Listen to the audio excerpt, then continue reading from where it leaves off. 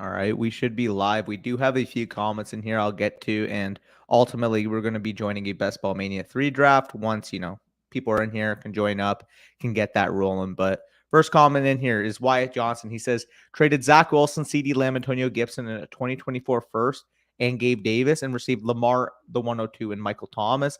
Thoughts, 10-team super flex, 6-point passing touchdown. So if we're to equate this, I would probably say right now, equivalent market value, Michael Thomas would equal about Antonio Gibson or about Gabe Davis. So either way, you cross one of those off. And then I would say the 102 is probably equivalent to Zach Wilson. So then you're basically paying CD Lamb 2024 first, and let's say Antonio Gibson for Lamar. And yeah, just give me Lamar Jackson there, especially in a super flex. What's up, Leo? What's up? Damn, Wyatt ready with the question. Yeah, he is ready. Let's go, boys. Currently I have Ezekiel Elliott, Javonte, Henry, and Taylor. Who do I ship for a wide receiver and or another player pick, and why?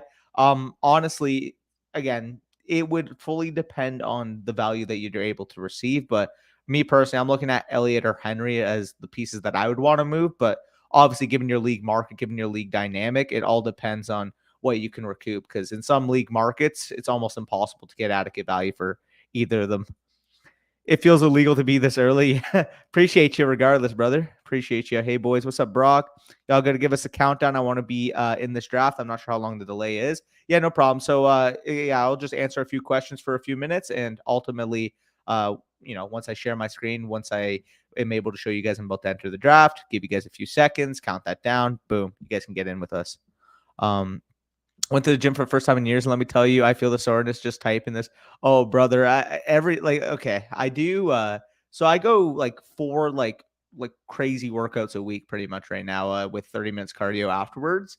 And after every week's leg day, I cannot walk the next day. I do so I'll do squats, like heavy squats. I mean, not even like really heavy, but 5 sets of 10 on the squats at about, I want to say 345 is what I've been doing. 355 is what I've been doing. I forget. I kind of just, put the plates on when I'm there. And then I'll go straight to the back where I'll do single leg press, hamstring curls, and calf raises, 4 supersets, 10 reps each of the sections. I'll do 2 minutes between each superset. And then I'll go over to the other section and I'll do leg extensions and Bulgarian split squats, 4 supersets, 10 reps of each, 2 minutes between each superset. So after that, then I'll just hop on. I'll do like 30 minutes of cardio, and I can't walk the next day. So it's pretty brutal. If y'all like fighting games, yeah, I've heard about that actually. Spicy, you're in the back, but I heard I've been going on Twitch, whatever, and I'll just look on Twitch, and a bunch of people are streaming that. So I'll definitely take a look at it. It looks pretty cool. My brother doesn't think Javonte's going to be good and is a Javonte hater. Tell him why he's wrong. Well, it's pretty simple because the thing with Javonte Williams, the reason why people are worried about Javonte Williams is their first reaction is to point at the split with Melvin Gordon. But I kind of talked about it in the contextualized game log series, but the typical range we like looking for projecting rookie talent, rookie years going forward is ultimately that rookie bye week bump where typically rookie running backs will receive more of an opportunity boost following their bump. And after Javonte Williams' bye week last year, he was legitimately the RB15 in PPR points per game. All right. Now he receives Russell Wilson, which will inherently increase the insulation of that offense, scoring potential of that offense. Now he's entering his second year. And ultimately here, if people are just pointing to the fact of the split that we saw with him and Melvin Gordon last year, they aren't taking into account that Javonte is an ascending second-year player. Melvin Gordon was brought back a nearly, a $5 million 1-year deal. Like ultimately, like nothing comparatively to what we could have seen the investment be. And as we've seen multiple times, first year to second year, that running back leap, that running back opportunity share usually increases about 8.5% from year 1 to year 2. So realistically, even if we were getting Javonte from last year, knowing going in, we're going to get Javonte from last year, he's already about worth his ADP. He's already priced around his floor. And then we're getting the upside that second-year player, maybe he gets a 60, 65-plus opportunity share as an ascending young player. Now you get access to goal line opportunity, receiving opportunity, and what should be one of the top 8 to 10 offenses in the league. I don't see how there's really a downside to taking Javonte Williams this year. Am I nuts for stashing Jawan Jennings? Also high. And yeah, I mean, it depends how deep your league is, especially I'm assuming that this is a dynasty league. I don't think he's going to be relevant, but I mean, if you have a deep lineup, go for it, I guess. Superflex, Hawk and Ingram for a late 2023 first. I'm just going to take the first capital there. I don't really view Hawkinson as being a needle mover at tight end. Like, he's fine middle tight end one, but realistically, just give me the equity with the first round pick there. Delay is probably 10 seconds, but even with that, you should be able to get in the same one. Brock, perfect. Awesome, thanks. Mooney and Fields connection is real. I dig it. Yeah, I mean, he commanded a ton of targets last year, so I don't mind it. Corey. So before we go into the draft, we'll give you guys about 10 seconds to join up, and then I'm gonna click. So we'll be good there. Yeah, supersets are mad. Spicy hot taco, love the logo, dude. Yes, sir. Single leg press kills. I don't know what it is about unilateral leg movements, but dude, they're actually insane. Honestly, dude. But like overall, I just mentioned my leg day. Every single one of my workouts each week, like all take me the actual weight portion about 2 hours and 15 minutes or so. And then I also end off on cardio. So Corey is always wondering, like, oh, like, why are you taking so long in the gym? Well, I'm spending about 2.5 hours there, and I have to drive a half an hour there and back to get to my gym. So it's usually about like a 3.5 hour commitment.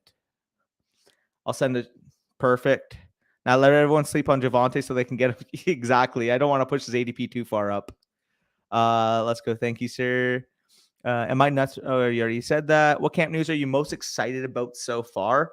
Nothing that's really broken headlines, but apparently on all accounts, Jalen Tolbert's been really good so far in camp, really developing a rapport with Dak. So if he's ready to step into that, wide receiver 2 tertiary target role for the Cowboys in week 1, I really want to see how he progresses, because ultimately here, if Gallup's missing those first 4 or 5 games, which is what expected right now, given the fact that he's expected to start on the pup.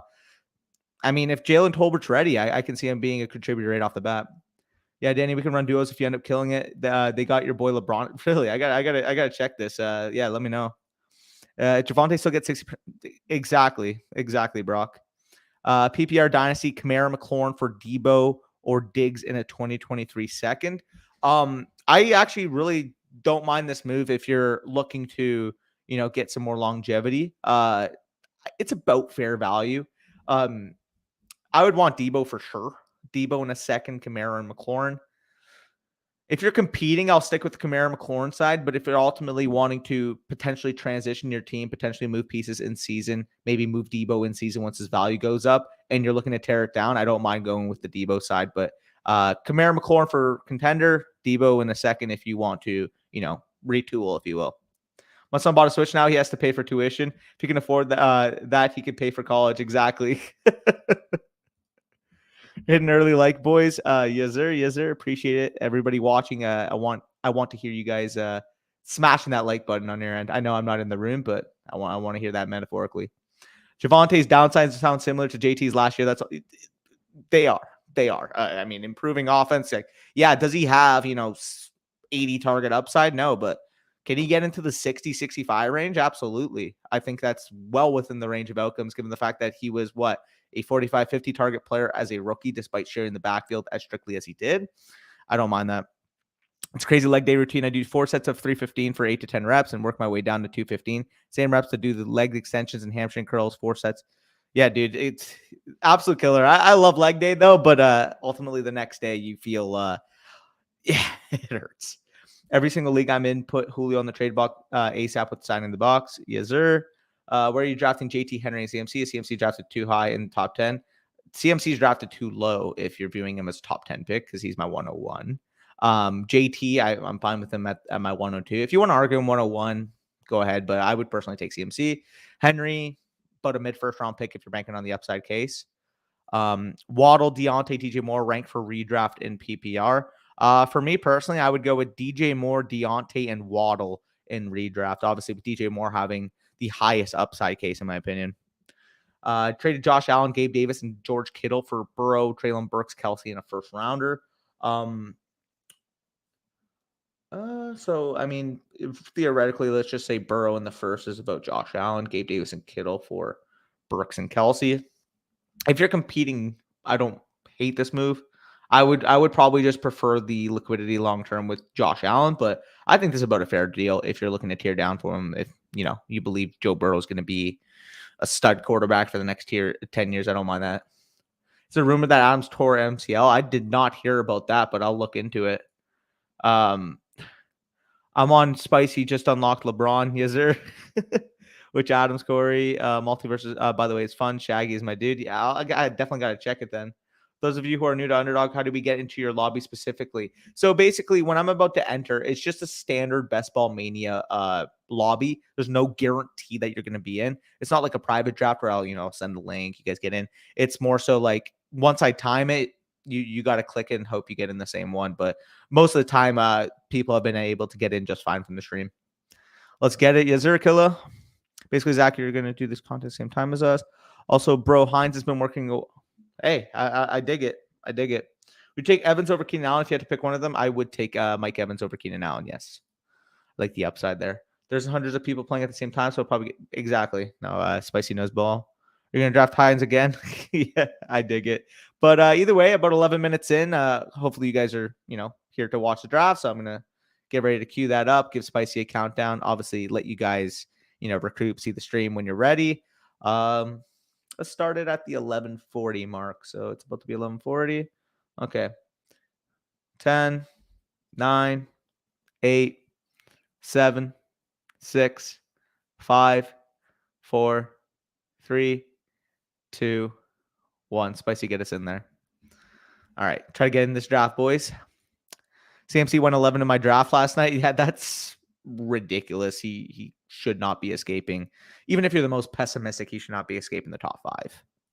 Aaron Jones or Barkley. I actually did a full video yesterday, contextualized game logs, talking about the reason why I would much prefer Saquon Barkley over Aaron Jones this year. That's good value. Our gravy. It was already full. Trying to pivot off Keenan for a young wide receiver like Amonra, Mooney, Olave. What kind of deal would you be looking to do playing for 2023? Yeah, I mean, I would like if you're looking to pivot, I don't mind making any of those moves straight up if you have to, or even if you have to add a third. But if you can get that plus an extra little piece, that's obviously a W in my opinion. Sucks hurts as a quarterback in Philly because AJ Bean Smith would go wild. Yes, sir. We were the 12th person.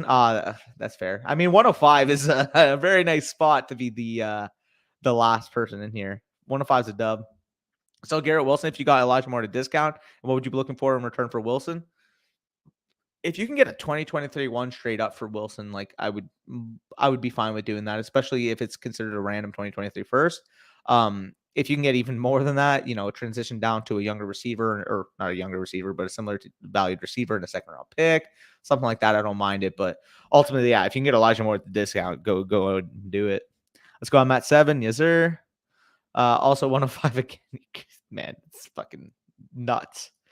Casual leagues have been putting Jefferson at the mid first. That's making me want a mid first in my home leagues. Yeah, it's really weird because I mean we did that on we did a sleeper stream recently, and Jefferson and Chase both fell pretty significantly in drafts as the running backs got spiced up a little bit, got slid up a little bit, steamed up a little bit. So but I mean in a normal draft room, like both of those wide receivers, all 3 of those top 3 wide receivers should be gone by the 105. Fuck, I missed it. Payne, Spicy Devontae.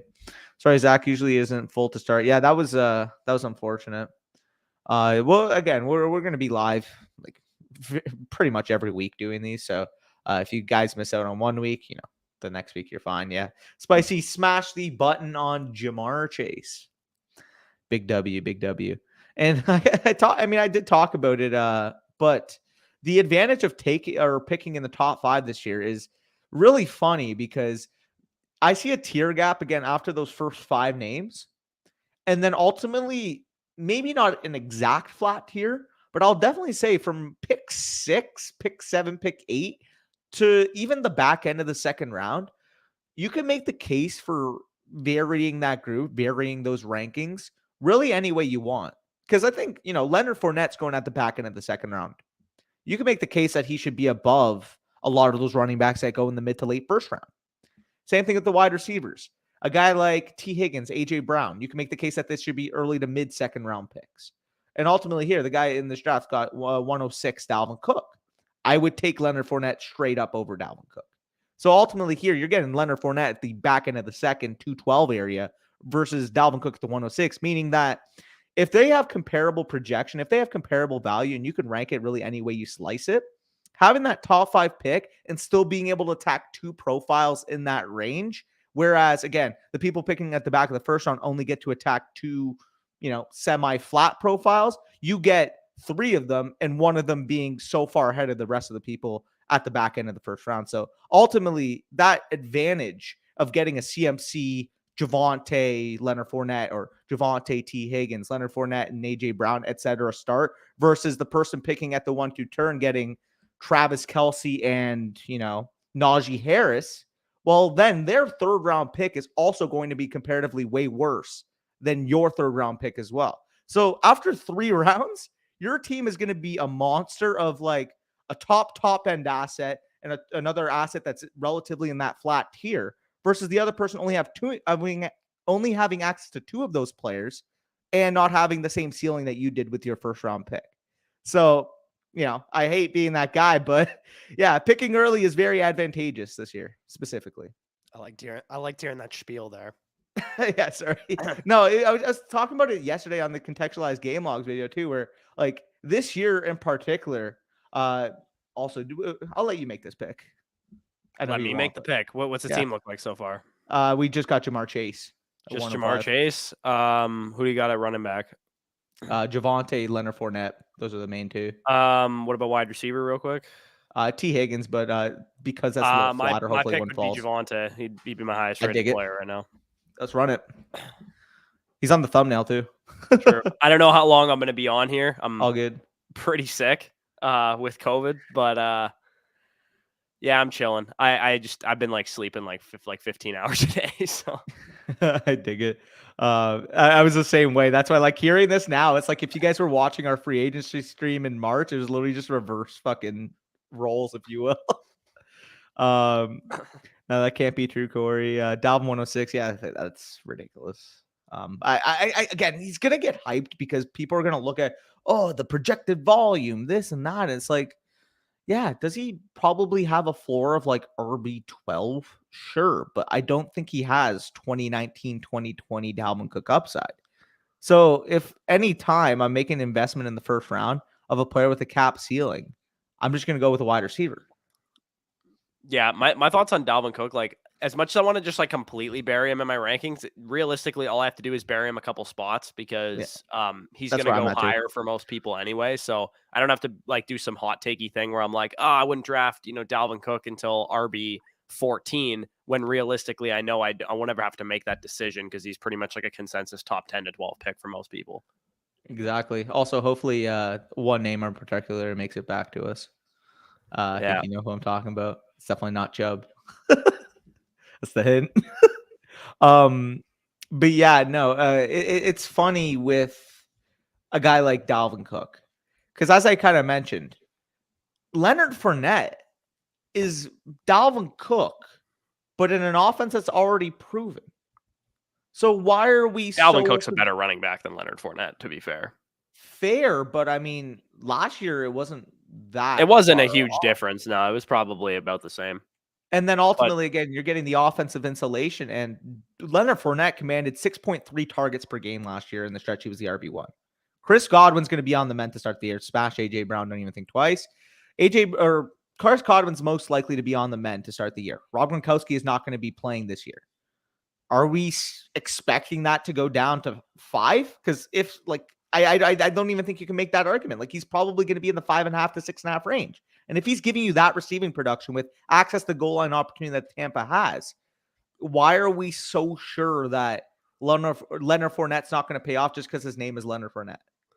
Yeah, and I know a lot of like some people are worried about Rachaad White. Like rookie running backs don't typically do that well in this situation, in this scheme, and I don't think Brady is gonna help that. Like I think he likes and trusts Leonard Fournette, so hopefully Rachaad White can get on the field. I'm kind of excited to see what he can do. I wasn't a huge fan of him coming out of Arizona State, but now that he's on my team, I'm kind of rooting for him.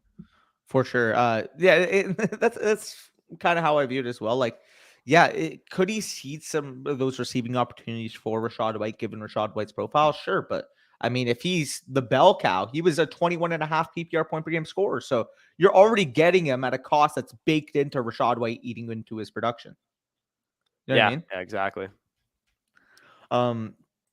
Here, Fournette. Yeah, Fournette's probably. I don't know if I wanted to include this on the TikTok news, but Fournette is reportedly down to like 245 now, and typically he says like he's going to lose another like 5 to 6 just from training camp and like the grind there. So I think the Fournette weight concerns are probably gone.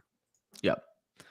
Also, just kind of want to mention this too. This is the reason why picking top 5 is so advantageous. Okay, as much as I love the early second round wide receivers, your Mike Evans, your CeeDee Lamb, your receivers in that range, you can make the case for AJ Brown being ranked above them.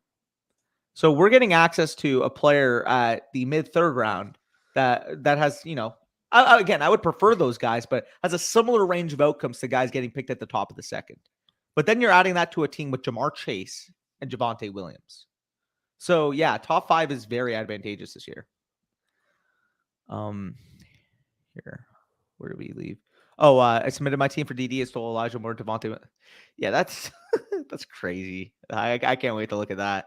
Hey Bush, how you feeling, bro? This is a question for you. Yeah, I'm doing okay. Like I'm pretty sick still, I would say. I have a lot of like long weekend plans this weekend, and I don't think they're going to come to fruition, unfortunately. So yeah, fair. That's unfortunate, dude. Just yeah, honestly, my dad has COVID too. He's the one who gave it to me.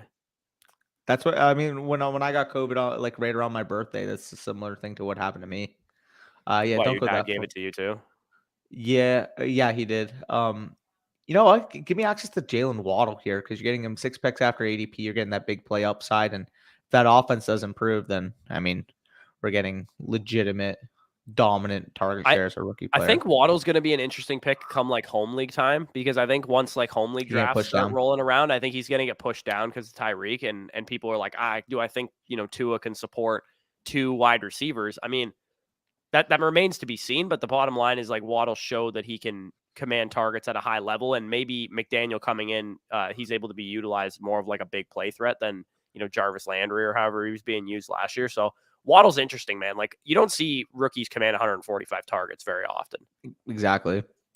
Where do we leave? A little further. Devontae's okay. Yeah. Bush got the vid.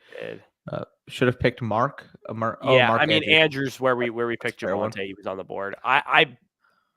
I have already kind of made my thoughts clear on the tight ends in Best Ball Mania and like tournaments where you can't like do anything to upgrade your tight end position. Cause like what I like to do at tight end in like managed leagues is trade for down or like elite tight ends after down weeks. But you can't obviously do that in this format. So getting an elite tight end makes a little bit more sense on here. But for the most part, I typically avoid Mark Andrews, Travis Kelce because they just go a little too high for my liking. Yep. No, I dig that. George Kittle, if he falls, is very interesting. And both these guys have a tight end, so he should be able to fall. And if I wanted a project volume monsters, no, exactly. It's wild to me with like how obsessed people are with like good offense running backs that Akers doesn't go way higher. Like I know people are like concerned about the injury and stuff, but like, I mean, there's got to be some kind of advancements with Achilles tears, man. With J-Rob not going on the PUP list, with Akers coming back after 5.5 months, like we might need to start rethinking this injury a little bit. And I think the rationale that no running backs ever come back from it, like, shouldn't really apply because we only have like 8 or 9 running backs that ever did it. Go with George Kittle there. Tight end, yeah. But yeah, I feel like people just cop out answer. They're like, no running backs ever come back from an Achilles tear and been like the same guy. When we have like 2 examples, like Deontay Foreman and Marlon Mack, who have been like young running backs to get the injury. And not to mention, I mean, they like Marlon Mack was a fine running back. Don't get me wrong, but Akers is a more talented player, and Deontay Foreman was a committee running back before that. So, I mean, the counter argument to that is not to mention, I mean, Marlon Mack returned and was able to play last year. Obviously, he wasn't as efficient, but realistically, he was never like the same explosive player that Akers was prior to injury. And ultimately, the basis that people are looking at with Cam Akers is solely off of the fact that he wasn't efficient when he came back. Right. Whereas we should be looking at he He came garnered back elite after volume. 5.5 months. It I garnered gotta elite ask you a volume. question. Do you think his ADP would be higher or lower if he never came back? If he was Higher. just Higher. coming into this Higher. season, he was fully healthy. Do you think his ADP would be higher than the mid 4th round where he's currently going? I don't really know because higher. I think a lot of people would have more injury or like it seems like people should have more injury question marks if he never came back. But I don't know, man. The fact that he was able to come back and he was immediately entrusted with that role, and like we have, Jordan Rodriguez and stuff saying that he's going to be the bell cow this year. I mean, I tend to just trust McVay. He seemed to gravitate towards Akers ever since he's been there. Yeah, I think his ADP would be higher. People are so worried about the efficiency rather than the fact that he commanded elite opportunity share when he came back. He supplanted Darrell Henderson. He supplanted Sony Michel, despite just tearing his ACL, or not ACL, but Achilles not 5.5 months before that. So, yeah, I don't get it. Koof attack. Bush, you need me to handle the TikTok news while you're feeling like death. Oh, I've been pushing through Spicy Hot. I've been able to do the TikTok news segments without being functional as a human being. So, By the way, I mean, it's not that much work. It takes me like fucking, a couple minutes to gather up all the news and give my thoughts on it on TikTok, and then it takes me like a minute and a half to edit the thing. So, it doesn't take me that much time. By the way, if you guys aren't already familiar, FSC on TikTok, Bush has been handling that so far. He's going to show me the ropes of the TikTok. I still have it's to pop so my TikTok easy, cherry. Danny. Just figure it out, man. Hey, you just show me. I'll pop my TikTok cherry. That'll be good. But if you guys aren't familiar with the FSC TikTok, Bush been putting some good work on there. May or may not have had a video hit 200K views. Yeah, it's at 191,000. It's not at 2K. Oh, my bad. 200K, yeah, but it's pretty wild that the algorithm is like that, man. It's crazy because like YouTube has an algorithm also, but it ain't like that. This one, the TikTok one's built different. Like it just snowballs like crazy if it hits it. Jalen Hurts. Check DT's team. Check DT's team. Why? Why? Dude, this is what I mean. You know how like you were surprised when we were talking about our exposures, you were surprised that I didn't get that much Jalen Hurts. People are really high on him this year, and I end up getting a lot more Kyler and Joe Burrow because of it. Speaking of Joe Burrow, we have Chase. We could go with Burrow. Do we want to take Elijah Moore and risk Joe Burrow falling back? How many picks are in between us? About 8. Is he the highest ranked quarterback right now? Yeah, but nobody. Wait, does the guy have T. Higgins? Who has T. Higgins there? I would say he probably does, just given the math. Who has Higgins? Yeah, click that, Spicy Higgins.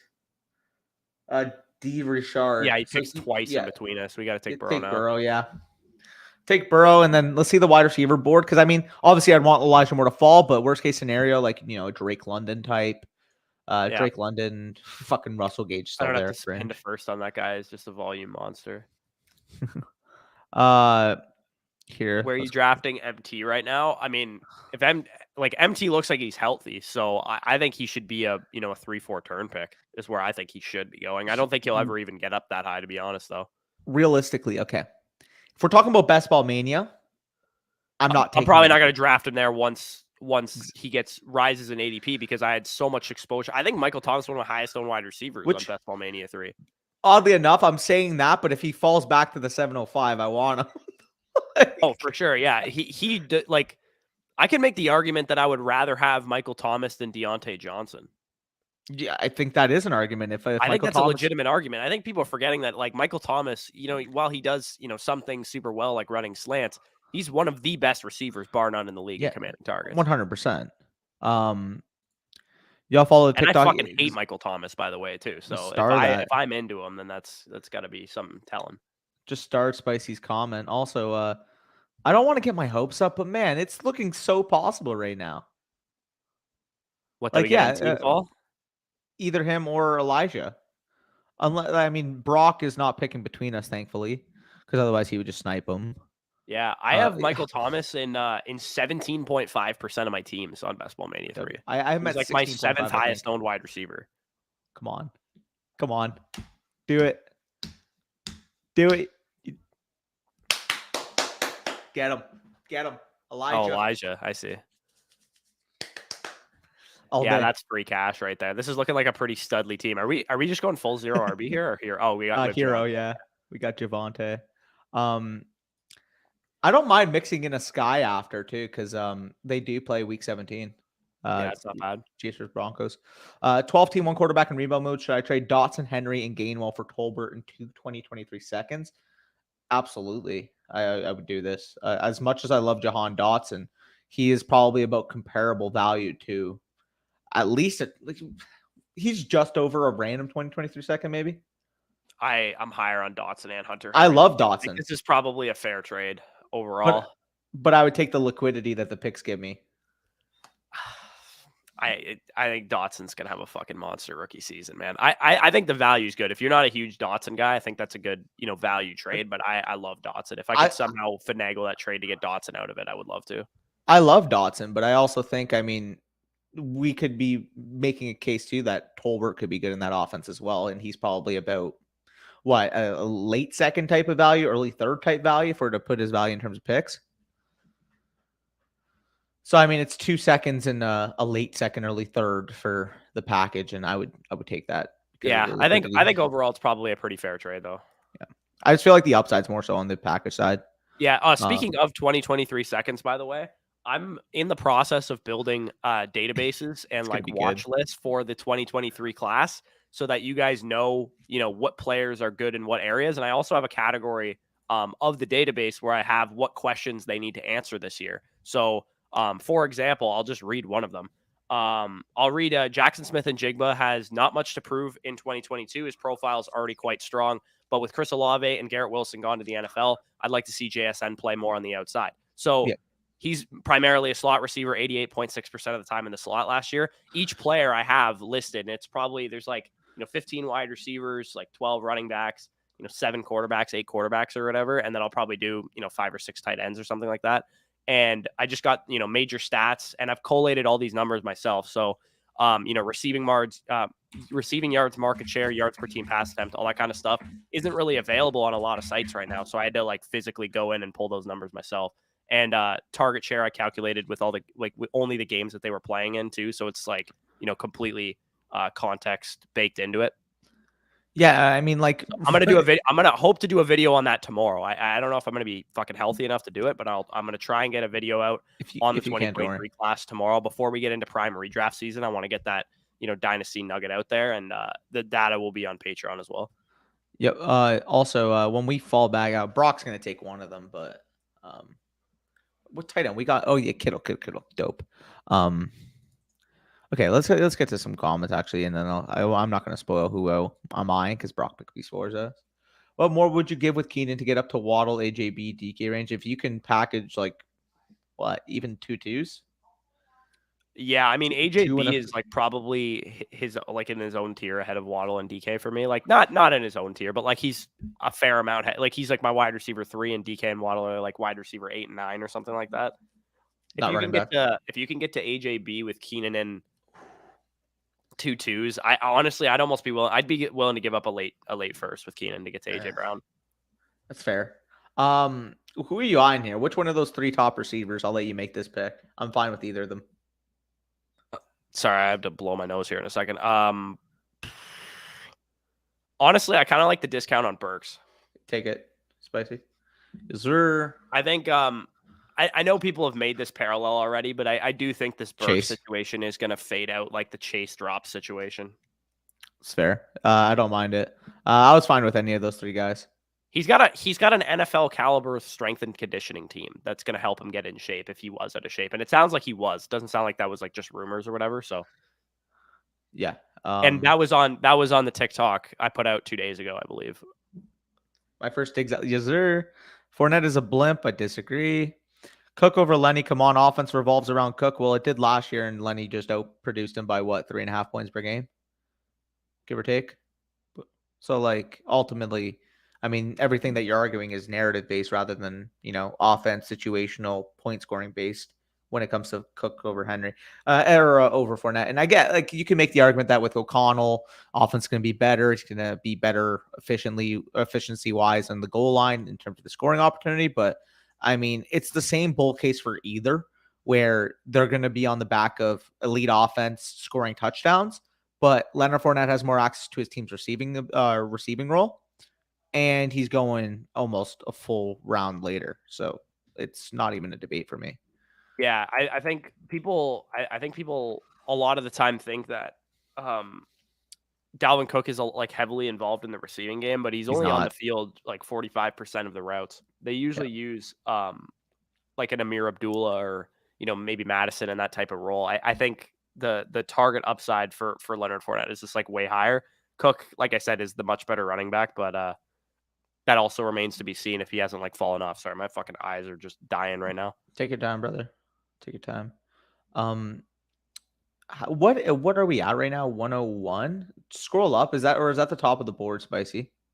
Okay, so it's not. We could. I don't like Damon Harris at all. I would probably at this price. I like it. Nah, I'm good. Lockett or Woods for me. You want Spike Weeks, team that runs the red zone pretty much more than any other team in the league. I would just rather Ramondre at cost. Give it Lockett. I think I just prefer the round 11 on running backs than I do the round 9, 10 ones. Probably part of it.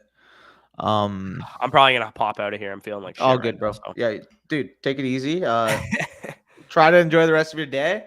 I'll say I'm rocking the Lodster. If you guys didn't see in the chat. Oh, I didn't actually notice that. Yeah. I don't know. I guess like DHL didn't get my mugs or something.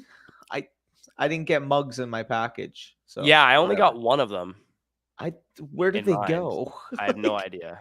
That's kind of whack, but whatever. We move. I don't even have a mug right now. I would have loved the Lodster mug for my coffee this morning.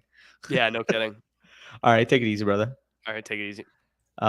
Agreed, Jack. He's not fat Lenny. He's lean Lenny. Is there 12 team, one keeper? I can keep Cup at 2-1 or Bateman at 12 or 12-1. Who are you keeping? I mean, in general, Cup's already a crazy value at the 2-1. So I'll just keep Cup, but I really like that value for Bateman, but ultimately you win leagues based off having the league winning type of players, which as much as I love Bateman, he doesn't have Cup ceiling. Like Baltimore and Underdog, I don't know how much I can trust him week to week in managed league, but maybe I'm overthinking it. Probably, especially considering the discount that you're going to be getting in a managed league. I want a Godwin. What do you think of Godwin being back? Bush, he's gone, but I don't actually know when he's expected. Like there's been rumors maybe week 1, but I believe it when I see it. Late season ACL. I would say week 4's about a healthy timeline to expect, but we'll see what happens. I'm not a doctor. Yeah, but at the same time, you're getting one with access to elite scoring opportunity. I mean, Sony Michel was one of the top 5 or so running backs in the league last year in terms of red zone opportunity. So getting access to that and in general with Cam Akers, I feel like he is a talented player. Obviously, he didn't really show much in terms of efficiency when he came back, but that was 5.5 months after a torn Achilles. I think he's going to be more healthy and ready to go this year. Speaking of Michel, Miami's backfield feels like a good value. Yeah, I agree. I mean, Michel and Edmonds are the ones I like the most. I'm not really a big fan of Mostert just because I think he's got the least valuable role on that team. But I mean, at opportunity cost, you want to take a stab, I don't mind it. I have no idea what to think of Fournette. More than likely, he will be fast and just looks like 30 pounds lighter. Yeah, I think he'll lose weight going into the year for sure.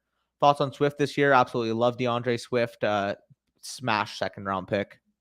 You know, Danny, Yizzer. Just got MT and I'm loving it. Yeah, it was for us. It was between Elijah and MT. So I mean, you got the other. That's good looks. Good looks.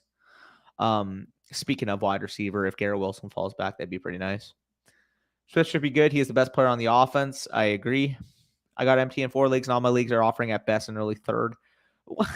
Yeah, that's disrespectful. I assume Sky would be available next round. I forgot this is an FSC league, LMAO. Yeah, for real. Did Garrett Wilson just get sniped? Brock, that is not nice with the stack we got building. Are we going to have to take Tyler Boyd? Ugh. Cringe. Yeah, we'll go Tyler Boyd if he falls back. I mean, I got my expectations up. Yeah, Brock's mocking me in the chat now. Willis might take over this year. He would definitely help Burks. I think if Tannehill's healthy, Tannehill's their starter. I just don't really see a scenario where Willis maybe late season gets onto the field, but Tannehill's still an average level quarterback, maybe a slightly above average quarterback. So I don't really see him ceding that job. Thoughts on Sky Moore? I feel really high on him, but I don't know if it's biased because I have him in Dynasty. No, I really like Sky Moore. If I'm going to take my shot at any wide receiver on that Chiefs team, it's definitely not going to be the receiver who's seen his yards per route run dip in each of the last 4 years and is signed to a 1-year contract with Juju Smith-Schuster. I'm not worried about Juju. If he plays the Jarvis Landry role on this team, cool, go ahead. Sky Moore is much more athletic. Sky Moore has inside-out versatility. Juju cannot play on the outside. And Sky Moore, at least we know, is a talented second-round rookie investment, while Juju is the player that's just disappointed the last 3 years. Not even from a statistical standpoint, but from a performance standpoint. I want to say, in terms of his actual reception perception, he was bottom 10th percentile in each stat over the last 2 years. So I don't see the appeal of Juju at all, honestly. I got London, Walker, Wilson, Burks, and Wando in my rookie draft. Which 3 should go on my taxi squad? Struggle is real. I would say wow, that's a really good question. I would say probably for your taxi squad, Wandale for sure. And then, I mean, mix up the other 2 out of the 3 amongst Walker, Wilson, Burks, pending if you need a running back or not. I would definitely start London, given the target competition over there in Atlanta, apart from Kyle Pitts. Go up there, Spicy. What are the running backs looking like? We might mix in an upside shot here. I really like Darrell Henderson at this price. 125. It's like 12 pick reach, but I don't mind mixing Darrell. No, not Damien. Darrell. Yeah. Can you not hear me? If you guys let me know, can you hear me in the chat? Yeah? All right, dope. Sorry, I got scared. I'm like, wait, did my mic uncut or something? No, okay, dope. What's up, boys? I'm in a competing window. Would you throw on Deontay to get Devontae Adams? My other wide receivers, not much. Like a young 3rd round player. Like, I don't know. I'd want to know what your league chat is. Oh, okay. I wasn't sure if you heard me. I wouldn't pay much more than like a 3rd relative price because they go around the same range in startups. Thoughts on Penny? I mean, I don't mind mixing in some shots in this range, but I don't think he's got elite ceiling. I think if he hits, he'll have some weeks where he's an efficient running back. He's going to score some touchdowns because he's a good player, but I don't really think, given that offensive situation, that he can ultimately be like a top 10 needle moving running back. But 11th round, 12th round price tags, or I mean, he's probably going like 10th round. If you want to take him in the 10th round, I'm fine with that. That type of price tag, and especially a build where I don't invest in running back early, I don't mind it. KC wide receiver core wide open. Sky's could, yeah, no, I agree. And I think Sky's the most talented receiver on that team. Buffalo Stack, I am loving the squad. Yes, sir. We just picked up a wide receiver. We got Turpin, Kavontae Turpin. He's probably going to be a kick returner, if I'm going to guess. 5'9", $160, small stature type of player. He's could be a gadget guy. Maybe he's mostly going to be a returner, though, in my opinion. Keeper league, keep 3. Rounds don't matter. No time limit on holding players. I'm already keeping Lamar and Chase with my 3rd. Do I go CMC or Swift? CMC. Let me see. So we are how many picks away? 6 picks away. Okay, so we get some time, so I can go through some more comments. This year, keep 3, then 6, then 9. Oh, so okay. In that case, give me Swift. Okay, I thought you meant just for the year. That's my bad then. Danny, you thought, yeah, pain. Why the hell does Garrett Wilson go? Yeah, a full round after it doesn't really make sense. They should all be in the same range. Last rookie draft of mine just ended. I faded running back and got wide receiver value. Want to wait Olave, Dotson, Willis, Dolchich. Thoughts? I think you did very well there, given your draft, slottings. I don't see that at all, crack shot. I'm gonna be honest with you. Thoughts on Christian Watson? Not the biggest fan of him from a prospect profile standpoint. I'd probably equate him like if you can get me an early to mid projected second in exchange, so a 2023 early to mid projected second, I would much rather that over Christian Watson. But ultimately, if you just said I'll give you a 2023 second for him, I would take the second. Solid draft faithful, yes sir. I gotta make a for the brand pick if he's still here. I love it. Also, damn, that guy just sniped Dotson. That's pain. Give me another running back in this range. We'll mix in an Algier. You're pointing at it. We'll mix him in. Mix in an Algier. So our 3 running backs, Javonte, Darrell Henderson, Algier. This is probably going to be a 6 running back build. I like that we have an anchor at quarterback and tight end. So ultimately, we're going to attack the running back position in volume.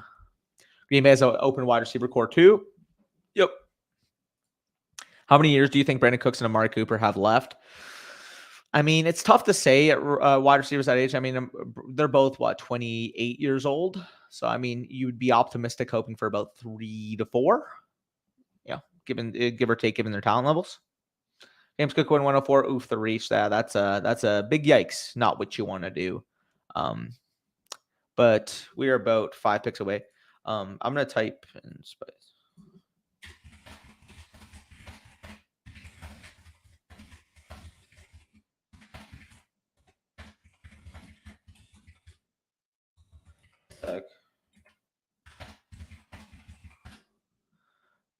All right, it's spicy. I texted you. But we are 4 picks away? Dope. Let's look at the running backs. Let's see what that board is looking like. All right, dope, spicy. Sounds good. Yeah, let's look at those running backs. We should be pretty good here. I don't see any on the main list, but I'm sure Spicy will show it in a second. Got time, perfect. But yeah, if you guys are, watching the stream, interested, enjoying it, just smash that like button. We have 34 people in here thus far. I want to see at least 34 likes on the stream. So big ask, but I trust you guys. Let's look at those running backs, though, Spicy. Let's get one more player in this range. Perfect. I think I might just wait around and get Khalil Herbert. So look at the quarterbacks. I don't mind. You know what? What's the bye week? 14. Or we could just wait on Zach Wilson. Go to tight end. We can just close off our tight end build here. See it here? Yeah, fuck it. Mix in a Hunter Henry at this point. I don't mind that. Obviously, you're banking on the touchdown upside that he represents here, and ultimately in what could be an ascending offense there in New England. So, yeah, don't mind that value. Let's go, guys. Hit me with some comments. Let's see what you guys got going on. Dynasty, redraft, draft positioning question, just anything going on in your life, let me know. We're free spirit. We do see KJ Osborne go. That was another guy I was considering, but with a 7 wide receiver build through 13, I just opted to go elsewhere. Also, thank goodness we didn't go Winston. That would have sniped Brock pretty damn bad. So we gave you Winston. Now you got to give us Zach Wilson. That's part of the deal, Brock. Remember that. God damn it. Wait, you wanted Henry? What? Why'd you want Henry? I thought you wanted Winston. That's why we didn't take him. Only annoying thing is I'm at 20. Yeah, so all good then. I mean, you got the PayPals, you're all set. You see the Gibson is sideline news to start the camp? I did not, but let me just search that right now. Antonio Gibson news. What, NBC Sports? Sports. Let me just check this now. Expected to handle. Okay, I see it now. Yeah. He's got a hamstring injury. Okay, go figure. Classic. Henry was who I wanted. Yeah, I didn't even realize that. My bad, bro. Look at my tight ends. Oh, okay. Does he have no tight ends thus far? No, he's got one. Okay, fair. That's part of the deal, though. Gave you Jameis. Now you get Zach. Mechie news depressed. Yeah, dude, it's frustrating with Mechie. Honestly, I mean, you guys will know from the channel. Like I knew him back in the day, played with him back in the day, so it was kind of like, yo, like what the fuck? Like, because I was expecting this guy to, come in, recover from that ACL, be ready to roll, but ultimately, here, thoughts and prayers as he overcomes the leukemia. Peoples Jones Wandale looking good in camp. Yes, sir. Bucks. Yeah, I think he tore his ACL non-contact. So that's a big blow for them. Again, thoughts and prayers for Ryan Jensen in that recovery. Pickens getting a ton of love early in camp. I'd hope so, considering the fact that they're expected to move on from Deontay and Claypool after the year. For 14-man home league, do you like hero RB or an anchor running back and one wide receiver early? Yeah, depending on your league tendencies, I don't mind either of them. Those all work well. I've got Javonte, Brees, Taekwon, Fournette, and a one quarterback with my top wide receiver being Chase. I think I'm selling Fournette. What's solid value? Honestly, let's make our pick first, and then I'll answer that. Yeah, go Khalil Herbert here. Mix that in. I don't mind taking that upside shot here. We got some standalone guys, obviously, with, Algier, Javonte in particular. We'll probably get another one later on, like a B-Rob or J.D. McKissick type. I like how we're building that running back room, especially in a best ball. Yeah, it sounds good. Yeah, no, Spicy, I got you. Don't worry. I wasn't going to show that. Falcons running back Caleb Huntley has been receiving first team early days of training camp. Falcons, please. I'm not worried about Caleb Huntley. That guy kind of stinks. I'm not gonna lie. That guy smells. They're probably just doing that because they're probably limiting Cordero Patterson in the training camp section because he's, a 32-year-old vet running back. So they probably just said, yeah, let's get the young guy some work. Fuck it. Go to quarterbacks and tight ends right now, Spicy. I want to see what we're cooking with. Probably might have to take Zach Wilson soon. Or is Zach Wilson gone? What? Oh, okay. Yeah, just take Zach Wilson next pick. He can't be too sure. Yeah, because, we just saw a run of, 3 tight ends in a row, and Isaiah McKenzie.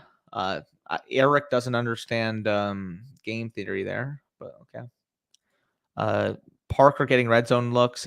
Been watching my Pats carefully, and I feel like the value is him and Bourne in the wide receivers, though it's low ceiling. They ain't going crazy. Yeah, I don't mind that either. I like Jacoby Myers too because he's going to get the majority of the looks. He can get the majority of the target share, but pick your poison. They're all going to have some weeks, and I think they're going to be a relatively ascending offense compared to last year. Just making sure he's still awful. Yeah, literally with Caleb Huntley. What do we got here? Evan Ingram. We're definitely going to go with Zach Wilson there. So we'll probably mix in 2 more running backs and 1 more wide receiver to this build, and we should be set.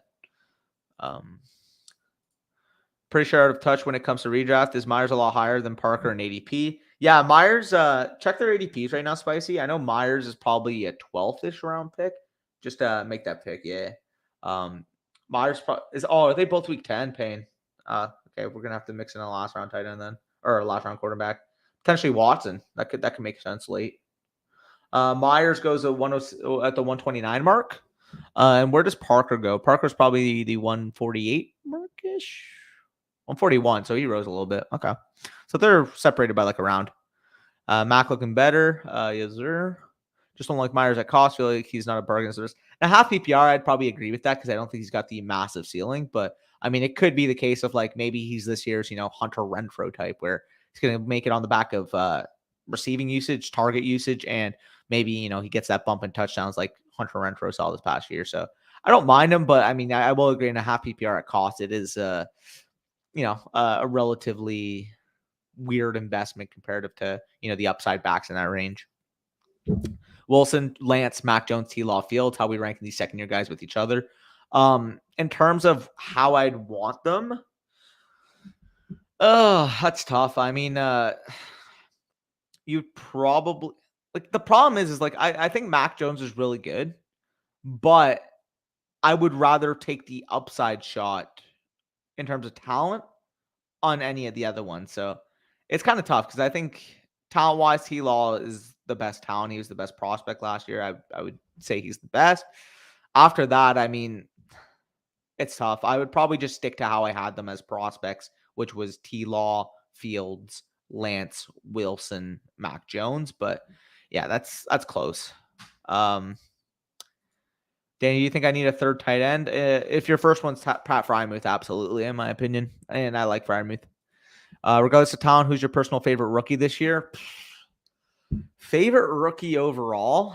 I really like Burks. I'm interested in, how Tolbert does, but I would say like, the one that, regardless of cost, regardless of like how it actually rank them, just, ready to watch them this year, ready to watch them play football, it'd be Treylan Berg because, the way he plays, the way he wins, I feel like is the most exciting.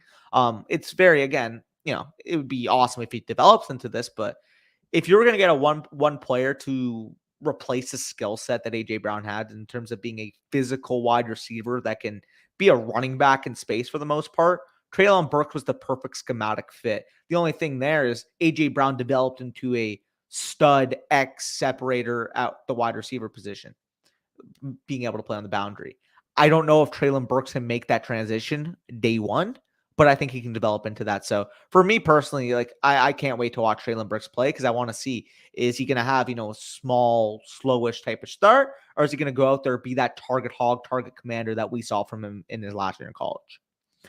126 targets last year for Myers gets overlooked. I like him, but I also like Parker to steal some of those Henry touchdown looks. He could return value if healthy. Yeah, no, I don't mind that call out. It's good, Daniel. Love the content. Don't know if you remember from the last live, but I ended up getting Elijah Warren Hawkinson for Pollard in the third. Absolute steal, by the way, there, Marty. Appreciate you coming back. We are back on the clock here. Is what's his name? Watson still available? I just want to check ADP. Watson's probably gone, isn't he? Where did Watson go? Check quickly, and then we can make our pick.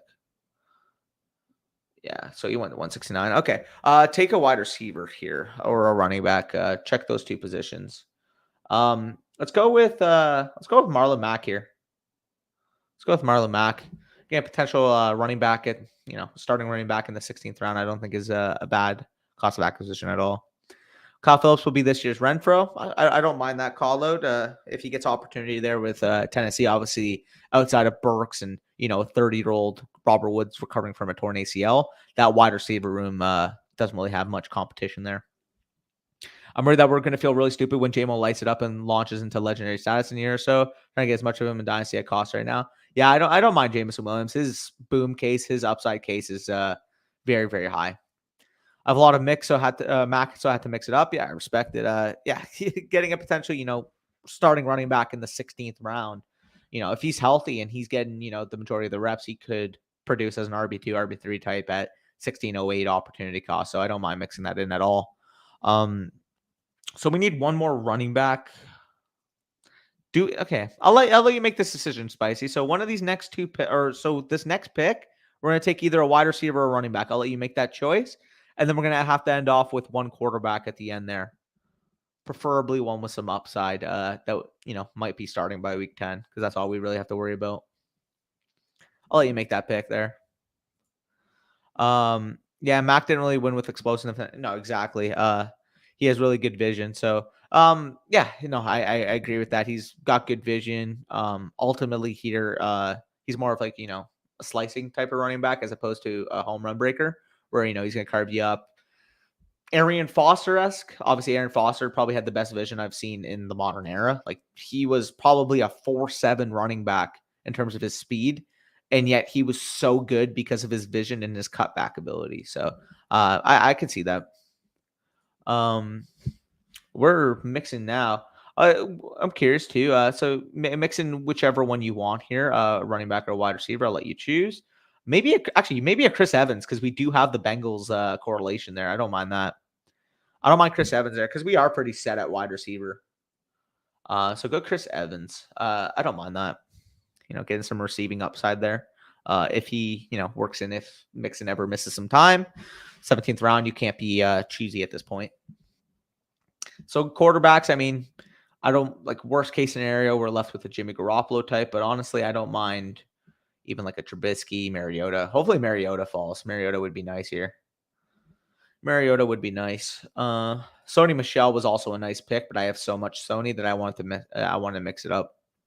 Dameon Pierce extremely underrated. He will surprise. I like Dameon Pierce, but it's more so an opportunity cost thing where if Pierce doesn't hit, you're getting Marlon Mack at a 16th round opportunity cost price. And as much as I like Dameon Pierce on film, like he still was never really be able to command a full workhorse role in college. So expecting that to happen year one in the NFL is a little bit optimistic.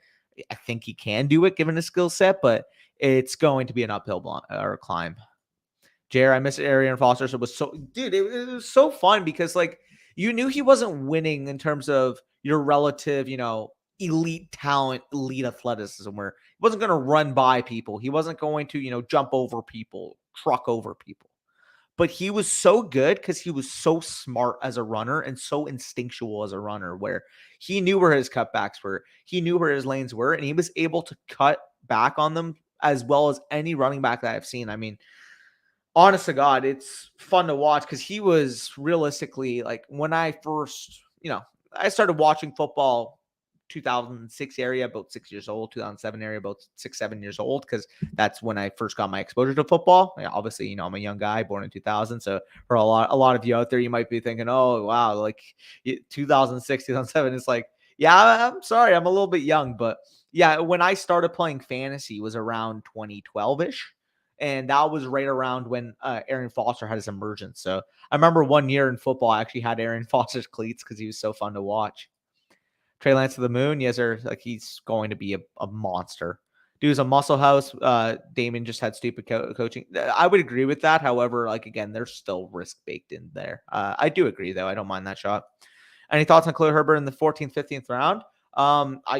As you see on the team we have, I absolutely love him at that opportunity cost, because if he ever does work in, if Montgomery ever misses time, we saw last year that he can be a clear workhorse in the time frame that he got. Give us Marcus Mariota here, Spicy. Mixing some games there. I don't mind that team. Would have been nice if they didn't have the same bye week, so we could have ended this at 2. But ultimately here, I think we did relatively well. But yeah, I will. By the way, I'll send you another 25, and we'll rip another one. Give everybody another chance to get in. So I mean, what? That draft probably took about 45 minutes because we started about the 15-minute mark. So we'll try to cue this right away. Here, let me just send the money, and then we are good, Spicy. Try to get this as quick as possible. So for playback. Here, Spicy. I probably should have waited to send the first one because I wouldn't have gotten the tax. Okay, how much are we getting taxed here? Like $2. It's the only thing with PayPal, by the way. Like, I don't know why it charges, but whatever. It's not that deep. Dope.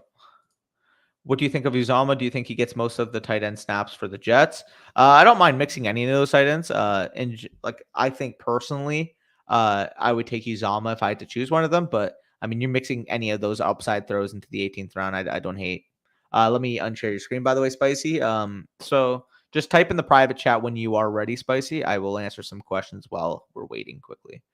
That's Bush's. Now it's mine. Malcolm Brown, anything to what side do you like? Julio, Ronald Jones, Myers, or Hopkins? Just give me Hopkins at that point, Jer. Malcolm Brown, anything to see with him going to the Saints, or we think it's nothing and stay on Ingram for when Kamara gets suspended? I don't think anything of Malcolm Brown, to be honest. Football is coming fast, Exchange family. Oh, you already did it? Dope. Okay. Yes, sir, Fantasy Condo. Nice seeing you in the chat yet again. So we are about to join another draft. Going to start this as soon as possible so we don't have this live stream on for too long. If you guys want in, I will count down from 10, 9, 8, 7, 6, 5, 4, 3, 2, 1. Spicy, hit it. Quick team review. Not sure about the running back core mainly. Yeah, just send it to me on Discord. I'll take a look at it. Floor and ceiling for my Broncos this year. From a pure investment standpoint, I don't really like their opportunity costs and drafts right now. But obviously, if they do hit, they're in a or they're in a division that's going to have to score a lot of points. Ultimately, the one that I like the most is the one that's going the highest with Javonte Williams. I think the receivers are probably a touch too high for my personal liking. Russell Wilson should not be going above Dak or Tom Brady or Matthew Stafford, in my opinion. So aside from, Javonte Williams, I am not really getting a lot of Broncos teams, but I don't mind mixing it in every now and then because obviously they will have potential for a high ceiling there. Anytime there, Brock. So we are currently 4 out of 12. Everybody that was asking to be in a draft, I better see all those spots get filled up. Let's go. Draft Sutton and you will be disappointed. Yeah, I can't get on board with that in the 4th round. I can't get on board with him. Here, if you guys aren't ready to join up, I'll just tweet it out real quick. Live.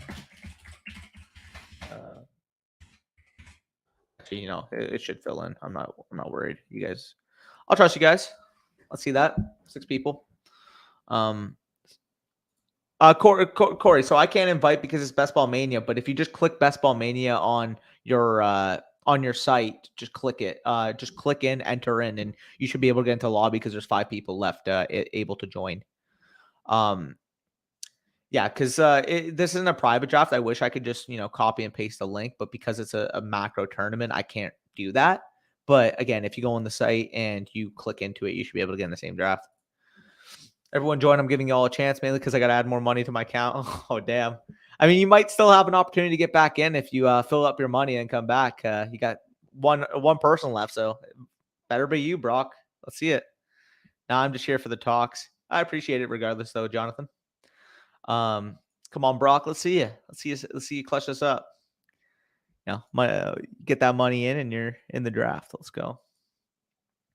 Waiting on one person. This is probably the longest wait when you know there's just one person left to wait on, and you're like, oh damn, like let's go. Top 5 again. Top five. Manifesting it. Yo, I swear this is not rigged. I know, spicy. Like what? The Adams role and Hackett's offense has good value, in my opinion. Yeah, the problem is that Cortland Sutton's not Devontae Adams, so expecting him to be is a problem. But yeah, no, for real, spicy. I just got the streamer luck, You just got the incubator luck, I guess. I bet Olave rookie of the year plus 800 today. I don't mind that bet at all. Shoot, I haven't added any money to Underdog. My bad. You're good, Corey. Use our promo code. So use FSC and you'll get 100% match back on that deposit. So, you put $100, you put $50, whatever. Like Underdog will match whatever you put in up to $100. So use that code. I've done like 7 drafts and I've only had one top 6 pick. This is rigged. Hey, we'll take it. Typically, if I was doing one draft, Christian McCaffrey would be my 101. But obviously, as you guys know, game theory, if you don't take Jonathan Taylor, if you don't mix in your Jonathan Taylor at 101 in this tournament, you're not going to get your exposures to him. So you're going to have to go with Jonathan Taylor if you want any exposure to Jonathan Taylor when you get the 101. But the reason why we do this, again, I would personally take McCaffrey if I was in one draft, but sometimes you'll get McCaffrey at 102, 103, 104, 105, whereas you'll never see that with Jonathan Taylor. Yeah, literally though, spicy. This is nuts. Like I'm hyped. Let's go. As we do see McCaffrey, Jefferson, Kupp go off the board after. Let me see if anybody in the chat's in this. So scroll across the top there, spicy. I want to see if I recognize any of the names. No, unless anybody is in, let me know in the chat if you did were able to get in. JT a dog, he will pay off. Yeah, and that's the thing with JT is obviously he's got a safe floor throughout the season, but ultimately the payoff for us is what happens in the playoffs.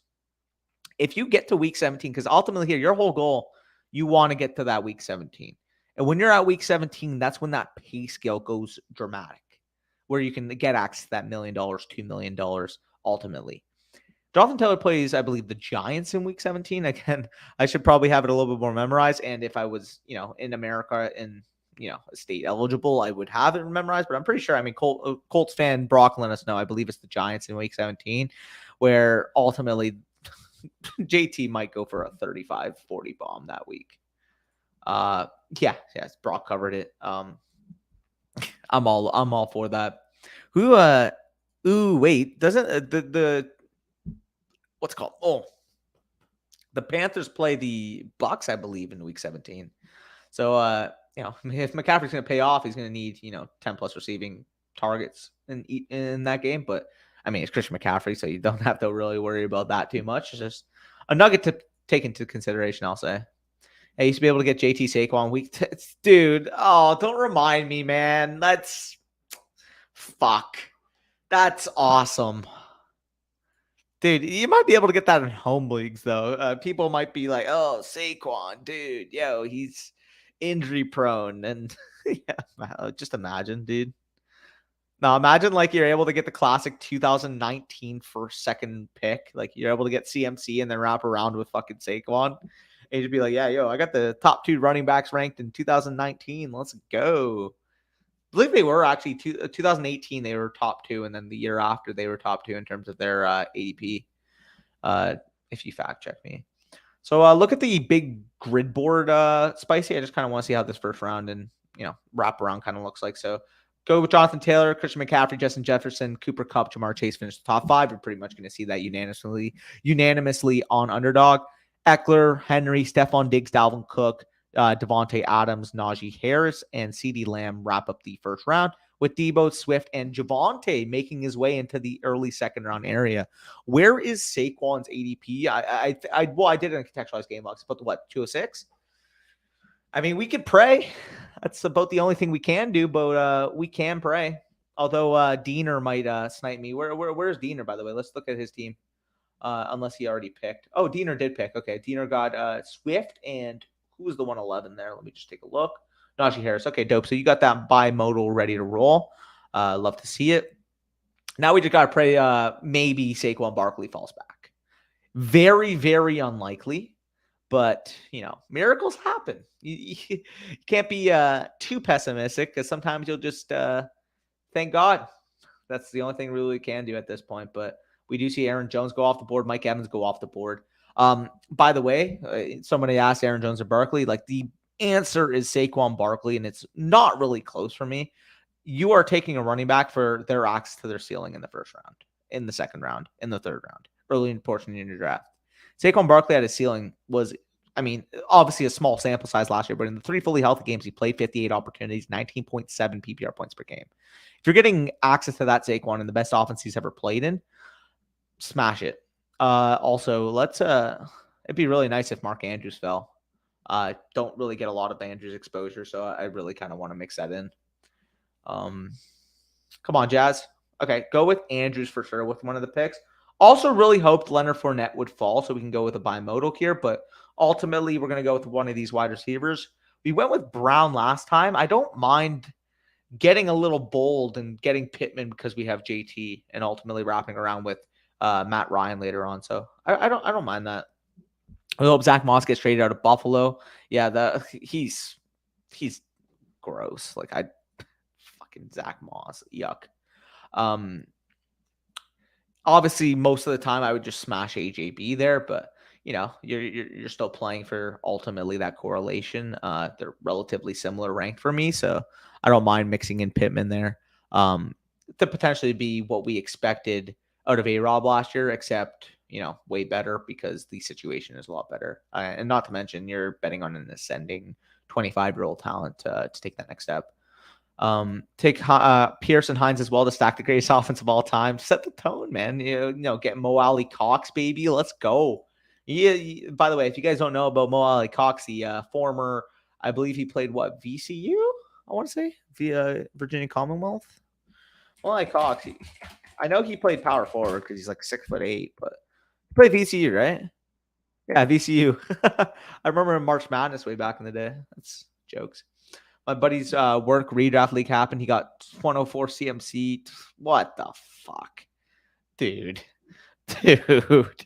Are we joking, Jonathan? Like, they may as well just pay their buy-ins to him right now. That is a joke. Crack shot, yeah. Granson, sleeper this year. You may play a 2018 Ebron type of role. I dig it. Do you not think he'll do well on a different team? I think it's something personally over there. Zach Moss, I just don't think he's a good player. I'm gonna be honest with you, Corey. People just don't value Saquon. He's such it's so dumb. We almost got him at the end of the second round in this draft. Dominic Lamonica says team is Dak, Clyde, Walker, Algier, DK 1-year punt. Would you trade Mooney for a mid to late 2023 first, or keep the depth at wide receiver? Personally, I would sell Mooney, and I'll be frank, I would sell Clyde and Walker. I mean, if you can get a 2023 random first right now for Walker and a second for Clyde Edwards-Helaire, I would definitely do that if you're 1-year punting. Though I don't mind, again, if you want to hold Walker as your only running back, I don't hate it. But again, if I can get 2023 first equivalent value, I would take that personally. As much as I like Walker, I just think the running back next year are that much better. Okay, got it. Yes, sir, Corey. 12 team, half PPR, tight end, Imperium, super flex. I traded Kelsey for Dion. That's what? Yeah, you you fleeced that guy, and the Deontay and Ryan for Waddle's relatively fair, but that first guy just, what are we doing? I would take Deontay or the 2023 first over Kelsey.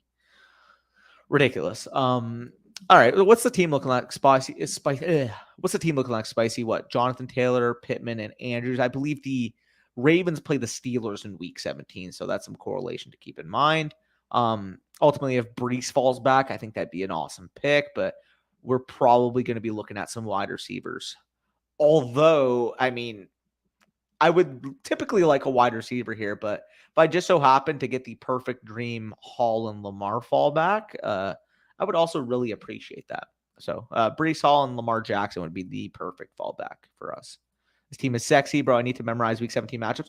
Honestly, it's funny with me right now because I thought I would like memorize less than I do. But sometimes like you'll just like throw at a random team. I'll be like, oh yeah, they play, X team Week 17. Like, for example, Washington, they play the Browns. Cowboys, they play the Titans. Jets, they play the Seahawks.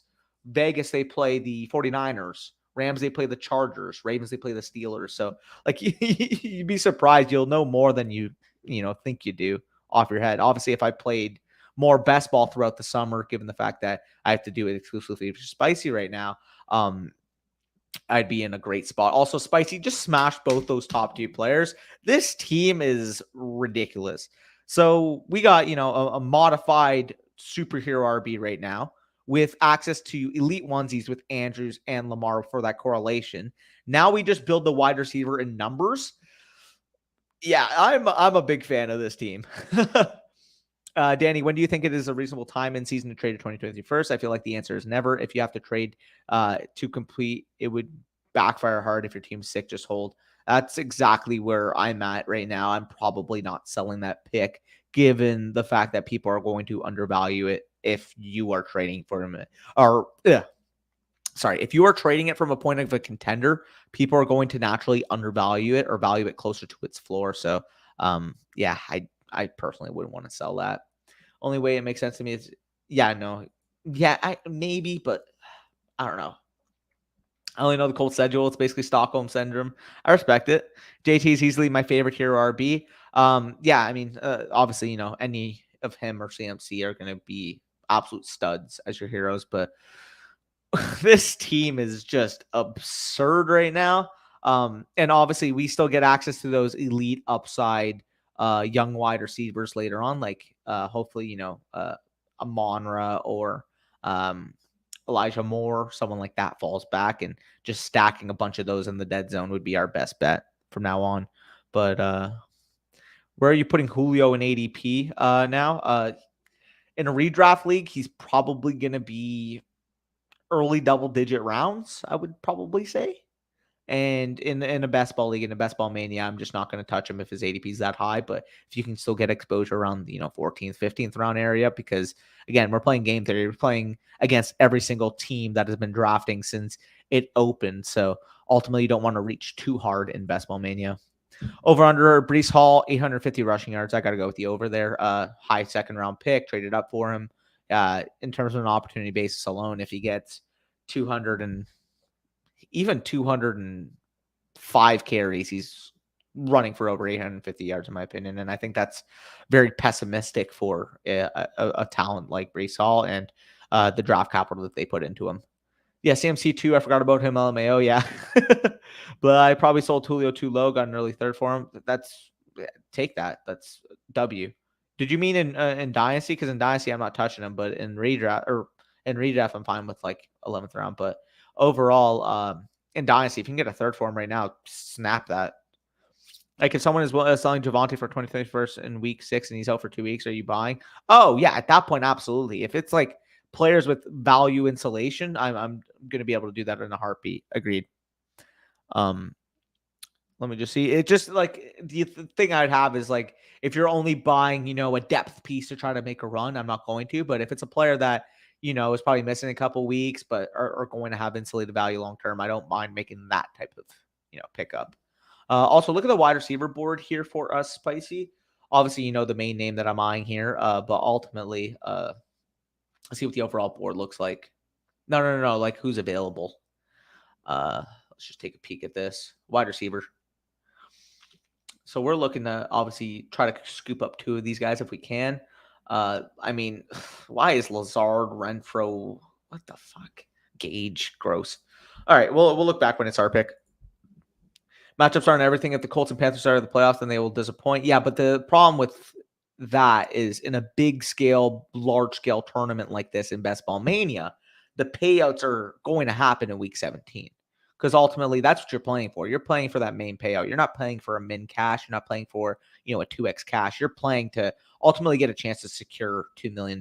So I understand you don't want to overemphasize it because you still want to build a strong team, but you still have to think in terms of a DFS lineup and what we could look at from a pure ceiling projection standpoint for week 17 if you want that full payout. Okay, never mind. People I talked to want a second for Julio. Yeah, that's fucking jokes. Will you do another draft after? I'll donate it. I'll donate the dollar. I wish I could, but I mean, I don't want this stream to be too long from a playback standpoint. So I can't do one today, but ultimately we're going to be doing one probably, Saturday next week is what I'd guess. Maybe we'll mix one in this Saturday, depending.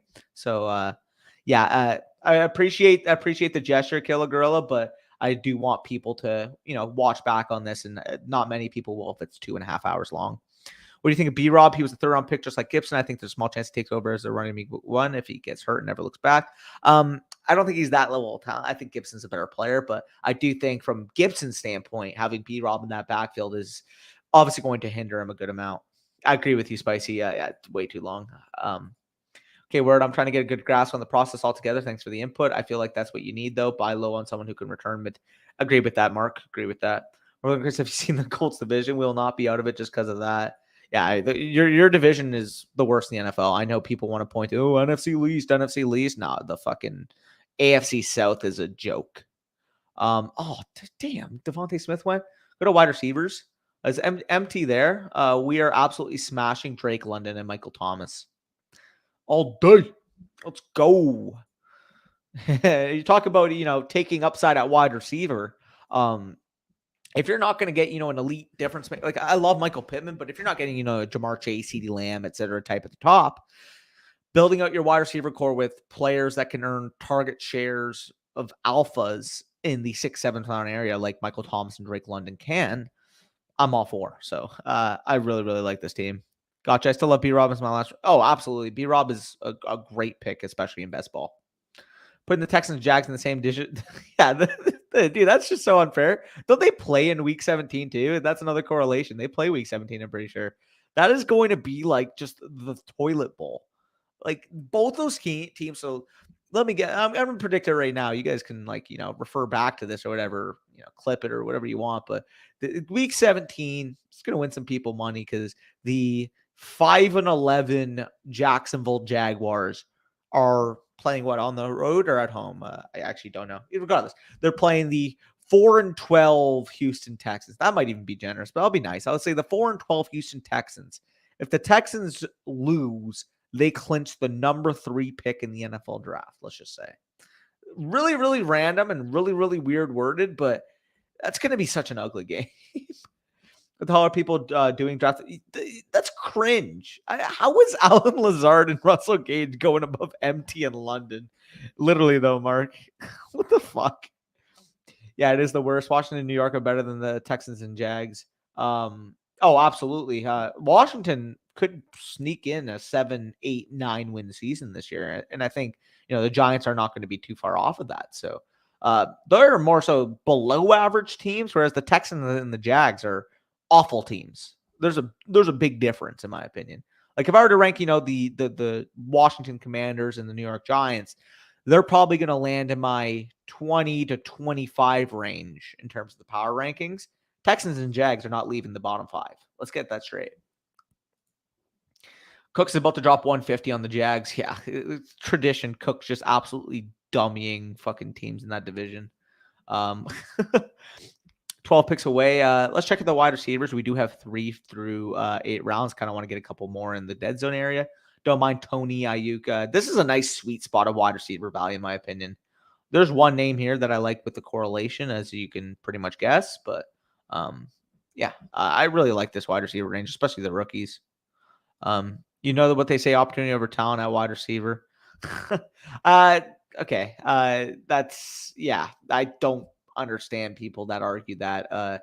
I'm glad you mentioned it satirically because it just reminded me of just seeing like oh, well, this guy's going to be this weapon in the offense, so he's going to perform at this rate, or Alan Lazard's going to be this good because he's Aaron Rodgers' number one weapon, the Bobby Sylvester argument of years past on Fantasy Pros. But ultimately, you have to be a talented player to command targets. Vacated targets, yes. This is the way I describe vacated targets. If your argument for a player is solely on, well, this player left, this player has to step into that role, you're wrong. The case that I make to defend CeeDee Lamb is that he is a talented enough player to absorb a larger role in the offense. My argument for Lamb isn't, Cooper's gone, Michael Gallup's on the shelf. He's going to absorb that vacated target share. He's going to absorb those vacated targets. My argument for CeeDee Lamb is now he's going into his third year. He's clearly got the talent to progress into that alpha target share player. Because, right now you might be disappointed. He's a 20 to 22% target share player. But if he takes that next step in the development, especially with the opportunity with those guys being gone, and he develops into a 25, 26% target share player, you're looking at a guy that was averaging 17.6 PPR points per game in the stretch when one of them were off the field on only 22% of the targets. So the ceiling is clearly there, in my opinion. Also, mix in Olave right here. Is Olave gone? Did he just go? Oh, that's so cringe. Takes Sky more than if he's gone. That's cringe, man. And then we'll have to take one more wide receiver. Sorry, guys. Let me just make this pick. I don't take a lot of Claypool. I don't hate it here. Claypool or Lockett. Oh, that's a tough one. It's kind of cringe. Let's go Claypool. Yeah. You're pointing at the week 17 correlation. Let's go Claypool. Watch that be the money game, be something nuts. The money game last year was Seahawks versus Lions, because Penny, Amon-Ra, all those players, lower selected players were the ones that cashed people last year. Specifically Liam Murphy cashed out because of Amon-Ra and Rashad Penny and ultimately won the $1 million. Yeah, exactly. That could definitely happen. SCSL should be the last by default because Balky is a GM. Facts. First round is hard this year. I don't know who to like. It's pretty easy for me. Top 5 are in a tier of their own. Top 5 being McCaffrey, Taylor, and those 3 top wide receivers with Kupp, Jefferson, and Chase. Ultimately, there, as I kind of said at the beginning of the live stream, it's a kind of a flat tier between the mid first round to realistically the late second round, in my opinion. So I do think picking early is very advantageous this year. Opportunity equals talent for running back, and I fully agree with that, Brock. If you're in doubt the first round, just take one of the top 5 wide receivers. Elite best wide. No, I agree there, Brock. Agreed. Great wide receiver class. Yeah, the wide receivers this year are very, very good. Perfect. So what, we smash probably one more wide receiver, hopefully a Garrett Wilson if he falls, and then ultimately probably shift back to one more running back because we want to attack this upside range historically. People forget that bad teams can put up big offensive games, plus Mills and Lawrence look like solid quarterbacks, and both teams have terrible defenses. Exactly. Travis Etienne, oddly enough, you mentioned it, but Travis Etienne could absolutely blow up in that game. People trading a future 2025 first. Yeah, that's just cringe. I will never understand the subsection of people in Dynasty that basically just punt away free draft capital because, it's so far away. 2025, are we even going to be around then? Is the league even going to be up then? It's like, okay, dude, like if you don't trust your league to be up then, but maybe you shouldn't be in that league. It's the funniest scenario that I see every year. And ultimately, if you're proactive as a dynasty manager, it's very easy to make monsters in the long term. Don't be shocked if Etienne and Cooks both score. Yeah, no, I agree. That's a very, very nice cross correlation there. We are 13 picks away. Let's look at the running backs a little bit down, about a round and a half down, so we can get an idea there, Spicy. Go to running backs. Because we definitely want to attack at least one in this range, I would say. Obviously, if Garrett Wilson somehow fall back, but I seriously doubt that at this point, given the wide receiver room. What was that impression? I'm dead. No, because people are just even in some of the comments on our videos, because we're advocating to build teams long term, they'll be like, I don't even know if my league's going to be up like then. That's why I prefer to build my team to try to win every year. And it's and that's why you finish fucking 4th last every fucking year. And you don't have the access to a Bijan, but you don't have the access to be an elite playoff team. So you're left in limbo. You're left in dynasty purgatory for the next 5 years because you don't want to be proactive. And I mean, you see it on Twitter, you see it in, YouTube, comment section, etc. of realistically a lot of people that don't understand that in order to advance yourself in dynasty, you have to put yourself as either, in my opinion, again, like we get comments all the time, but in my opinion, you have to be at least a top 4 team if you want to compete. If you're viewing yourself as maybe the 5th best team, 6th best team in your league, that's when you're supposed to retool. That's when you're supposed to rebuild because you don't want the 107. You don't want the 105. You want either a late first round pick or potentially collateral using that to build an even stronger team, which should be a luxury, by the way, or you want to pick in that top 3 every single year so you can get as much value as possible. If someone nukes your league on Sleeper, just reach out to us. We can revive it and give commission to someone else. So you don't have to worry about that.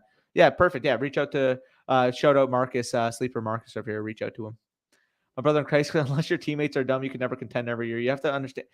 Exactly. It's crazy to me because it's like are you relying upon your league mates to just not use common sense? It's like if you're winning every year and you're just drafting players and replacing them and winning, and you're probably just abusing people in trades then, which is way worse to advocate for than ultimately setting your winning window. Because if your winning window is quote unquote prolonging over a huge period of time, that's because you're taking a bunch of fish to the woodshed. You're taking a bunch of clowns to the woodshed every year in terms of your relative value. Yeah, Mark, we are all degenerates. I got 3 monsters, yet I've already retooled and rebuilt. Exactly. No, Dynasty is all retooling, rebuilding, and structuring yourself to understand when your pockets of winning are.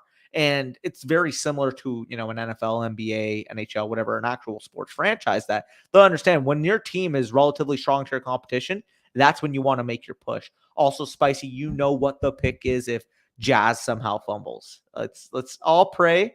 Let's all hope he does make. Yeah, sure, Kitty Gold. Let's all pray Jazz here doesn't make the right pick because I'm going to say, yep, you know where it is. Let's go all day. Get some Garrett Wilson there. Let's see the running back here.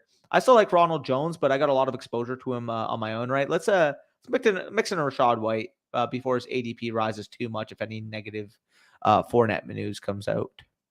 Trust me, it feels way better when you're 5th best in your league with all players under 25 and it's house money year compared to being 5th best with vets. I am there with no, exactly. Like if you want to take a house money year, see where your team's at and make decisions on the fly. I don't mind that, but ultimately, if your team is at best 5th in your league and you have a bunch of Clyde Edwards-Hilaire's and fucking like vet players and players that are clear depreciating assets, just retool. Get a better pick, and your team from a value standpoint looks way better long term. I don't understand people that are so stuck into, I have to compete this year. I have to compete this year. I'm just constantly, competing when realistically, like you may think you're competing, but you're not really a threat. There's a difference between being, trying to compete and being an actual threat.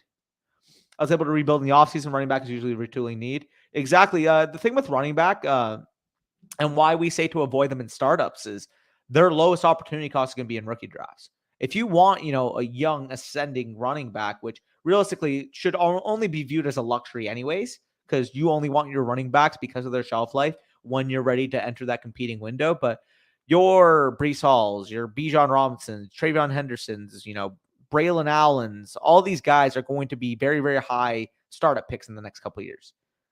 Comparatively, spending the 101, 102, 103, 104, whatever in your rookie drafts is going to be a lot cheaper than spending a 2nd-round startup pick.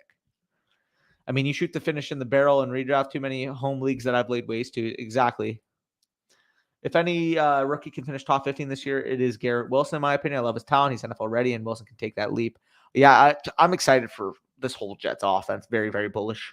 Give me every share of Wilson, Burks, Olave, and Sky that I can get. No, exactly. If you want to take any upside shot player that can smash their ADP, it's one of the wide receivers, one of those rookie wide receivers.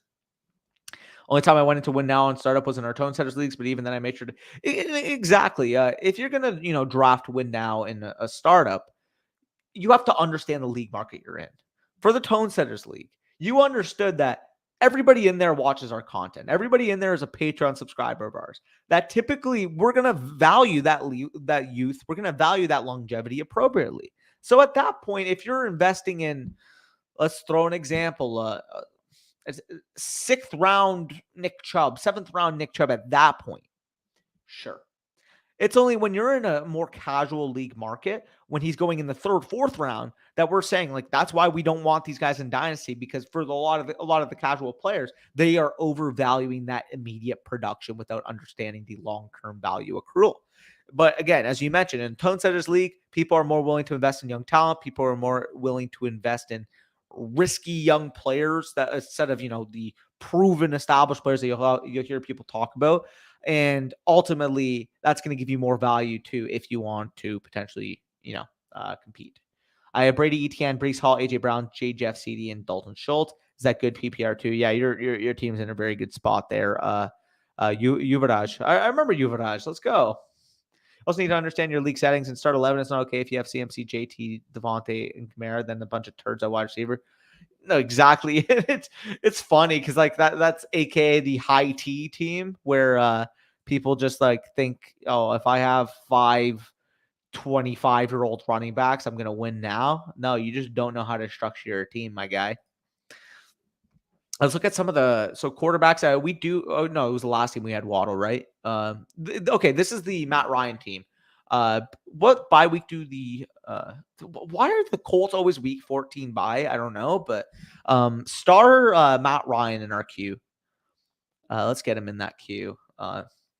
We might have to take him with one of these turn picks. I love one name in particular. If he falls back, I'm sure you can guess. We'll let the crowd decide on that in a second. Hopefully he just falls. Nyheim Hines a good pick, but ultimately we do have JT, so we're set. Crack shot, yes sir. Yeah, I really like this team. I think I'll say that about every draft, but yeah, I really like this team. Please, Jazz, do not take our guy. Yeah, we do have a lot of week 14, which is good because if our guy falls back, yeah, he's week 14 as well, but I really don't care. I'll be honest.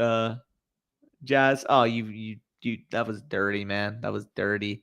Go with Ryan for sure with one of these picks, but we could chill the clock down. Oh, Ryan or MT. Fuck. Probably have to go with Ryan or Jameis. Go with Ryan. Fuck it. Go with Ryan, and I'll get me some KJ Osborne as well. Target that upside at wide receiver. Running backs are shorting stock. Wide receivers are buying stock. Your portfolio foundation should stocks you buy. So go wide receiver. No, exactly. If I was rigs, they always give you a week 14 buy. They love it. Matty Ice season, yes sir. So we got our 2 quarterback build. Reached a little bit on ADP, but knowing how these rooms react, I mean, that's not the worst type of reach imaginable on a quarterback 2 to end the build. Plus we got him stacked with 2 of his teammates, and we could always wrap around with a backdoor Wandale. So I don't mind that. Let's check the running back availability because we'll probably need, I would say, 2 more running backs in this build to be sure. So we're probably looking at what, a 2.592? If I did my math right, 2.592. Probably maybe a 2.583. No, we have Mark Andrews. We can do a 2.592. Okay. Dope. Vikings offense under O'Connell, I like. I don't get caught with your pants down with no Irv Smith and KJ Osborne. Yeah, I like the value on both those guys. I think, especially Osborne for me. You're going to get so many waiver questions about Ryan this year. Every stud, every bye.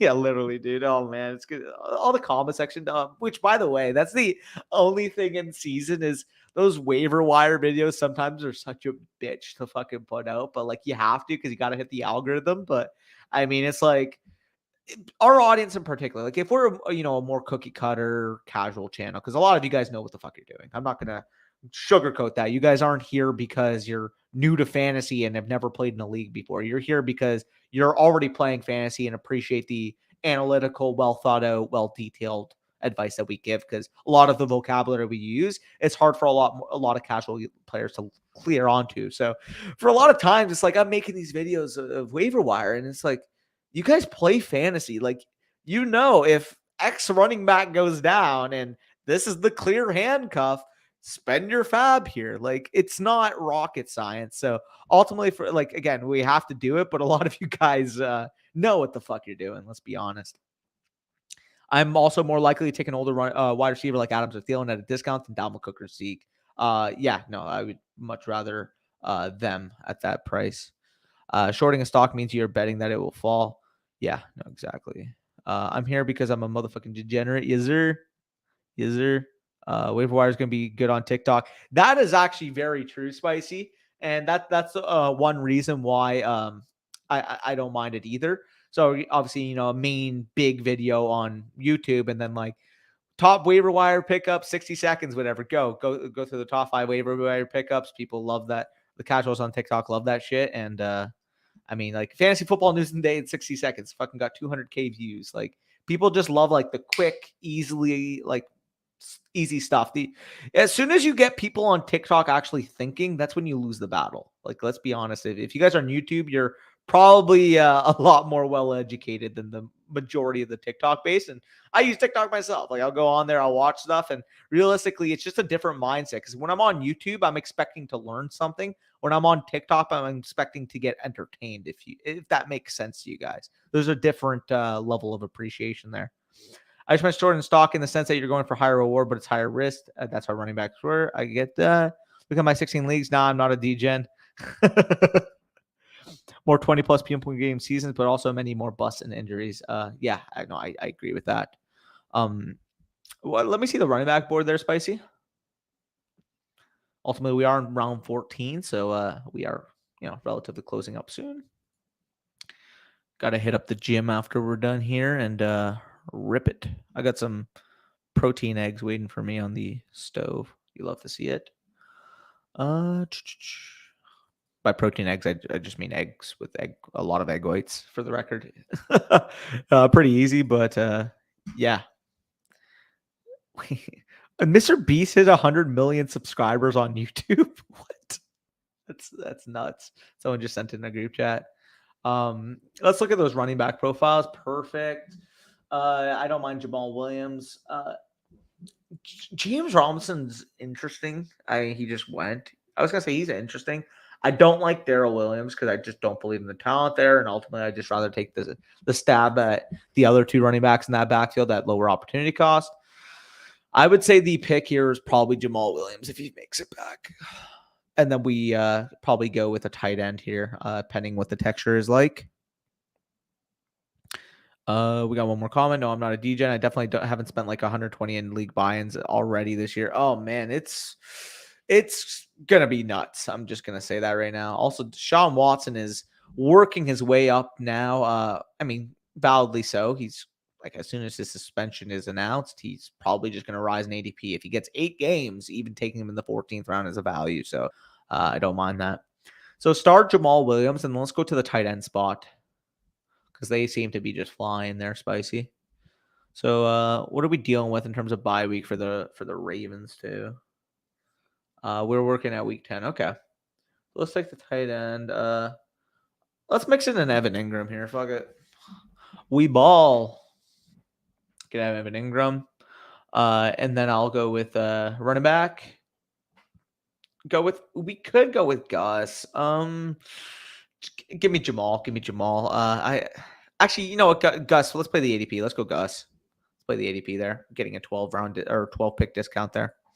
I realize the Colts stack alone will win you whatever weeks we play the Texans. Oh yeah. That is true. The one benefit to stacking the Colts is that their division is absolute schmeat. Feeling pretty good buying Watson. Dude, it's so funny because, again, if you play fantasy and it affects you about your own morality and you don't want to roster Deshaun Watson, sure. But the people that are going out and saying you shouldn't roster Deshaun Watson, like blah blah blah, it's like, yeah, and you don't manage my fantasy team, okay? I'm trying to win.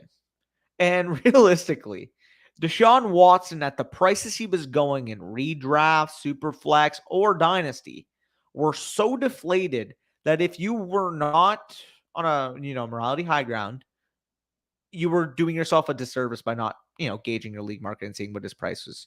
So ultimately, with a guy like Deshaun Watson, we knew as soon as the suspension got announced, realistically, it's going to be 2 to 8 games probably. His value is going to go up tremendously. And if you can spot an asset that is guaranteed pretty much to go up in value, why aren't you buying it actively? Guy, Gus, a tone setter, you know what you have to do. Amen, amen. Yeah, we also play the NFC East this year, and we play the AFC West, which should be shootouts. Look at our Ravens and Bucks games last year. No, exactly. Thanks for the stream, Danny. Got a peace out. Take it easy, Sleeper Marcus. Appreciate you joining the stream. Hashtag points per morale. Is there? For real, like people are so caught up on that. It's just, if you don't want to roster them, don't. But don't tell me how to manage my team. Is how I view it. What week? Let me just see. Curious now. When we play each member of your guys' division, we play you guys what week? Cowboys, Colts. No, wait. What? Do we not play you guys? No, we do. What week is this? Oh, I'm tripping. December 4th. I completely missed that. That's gonna be a good game. He's on my fantasy team. It's not like I'm trying to be friends with the dude. No, exactly, Brock. It's like, yeah, I don't condone what he does. So like, stop trying to like profile me into that because I roster the guy. Like, fuck, I'm trying to score fantasy points. Allow me. Okay, what's that structure currently, Spicy Hot? I believe we have 7 wide receivers. 2-4-7-2? Yeah, 2-4-7-2. So probably want one more running back and 2 more wide receivers, if I were to guess. Looking at the profiles, let's see the running backs available. Okay, so we like, I don't mind Mack here. We do have Ingram, so, get a little bit of correlation there. But we did take Mack last one, so I don't mind mixing it up. I think I'm going to mix in a B-Rob or maybe a Michelle. Where's Michelle's ADP? The fact that it's lower than Foreman makes no sense to me. I really want Sony Michelle. So go to wide receivers and let's hope he falls back. Wide receiver. If Pierce falls, we'll mix him into the stack. The game is guaranteed to be in a dome, which is good. Ryan has some has big dome outside splits. It's very interesting. And the Cowboys will score on any team, that goes without saying. Yeah. I mean, yeah, it's pretty simple. The Cowboys, good offense. You want to start a potential shootout game. I did get chewed out by one person in the league saying because I got Watson in a trade, I don't people are just like, get out of here, bud. Like, you just tell that guy to kick rocks at that point. Like, dude, don't blame it on the messenger. You know what I mean? Or you know what I mean? Please, Jazz, don't do it. Dude, come on, man. Like, you see the correlation, right? I mean, I respect that you got him at value, but come on, man. Dotson and then Pierce. That's cringe. Go wide receiver still. That is a little tilting. Go Fuller for sure with one of these. Go Fuller. And let's mix in a David Bell because we're going to want upside down the stretch. So we got our 9 wide receivers, and then we're going to take a Sony Michel in the last round if he falls back. Just don't let Micah put Ryan on his back all game, and we'll have a nice high-scoring game. Yeah, that's the problem for you guys. Who'd you guys end up getting to replace Costanzo? You guys didn't draft the left tackle? Did you? Or am I tripping? You can let me know. I mean, like, either way, like, our pass rush should be able to get you on the edges. Obviously, the interior of our offensive line is very good, but I do think that our edges are going to be very good in that game. Muted the DM. Yeah, that's unfortunate. With me, it's just mad that you're going to beat him for real, Brock. Yeah, you can let me know about the status of the Colts offensive line, but the vibe I got is your interior is very, very strong, but your exterior is oh, you guys got Raymond. That's it. Okay. You guys got what, a 25-year-old rookie tackle? That's yeah, it's very interesting. And as much as I was, again, you'll know from the live stream, as much as I was like, oh, you guys got Braden Smith. That's fair. It's fair. Why did I think it was someone else? No, that's fair. I forgot about Braden Smith. Who was it before Braden Smith? Am I tripping? Or was it the left side of your line? No, it's fucking Quentin Nelson. What am I talking about? It was just Costanzo that was struggling. Or the Costanzo replacement struggling last year.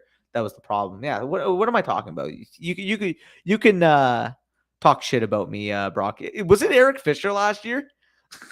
That is damn. He's still in the league. Where's he at now, by the way? I'm pretty sure he signed somewhere else. Eric Fisher. He's still a free agent. That'll tell you. Considering he was starting last year, now he's still a UFA as we're entering training camp. I'll tell you what you need to know about his play last year. That is fair, though. I forgot about Braden Smith. All right, look at the running back. Oh, you're already on the running back. Ball, Spicy. Sony Michel is the pick if he falls back 100%. Eric Fisher off his torn Achilles, could run block, but speed off the edge destroyed him. Yeah, I mean, that would make sense for a big guy with a torn Achilles to be able to extend out. Overall though, I mean, that game should be very interesting. I am a little concerned for this team's sake, obviously not for the Cowboys' sake, that the way your passing attack is going to run is typically ones that we're able to cover, because obviously, again, you can just profile a guy like Trevon Diggs on Michael Pittman, and after that, I mean, realistically, Alec Pierce. I mean, who do you even have after him at this point? Like Paris Campbell. You don't have Zach Pascal. You lost him. So I mean, after that, you just got a bunch of speed, volatile type of threats, which Jordan Lewis, Anthony Brown, Boston Manfat should be able to deal with. So I mean, the main thing for you guys, you need to get JT going early and often in that game. Otherwise, I do think the Cowboys should be able to take care of that. You'll let me know though, because obviously I'm very biased. No Kyler talk yet, but I had to say that contract detail was so weird.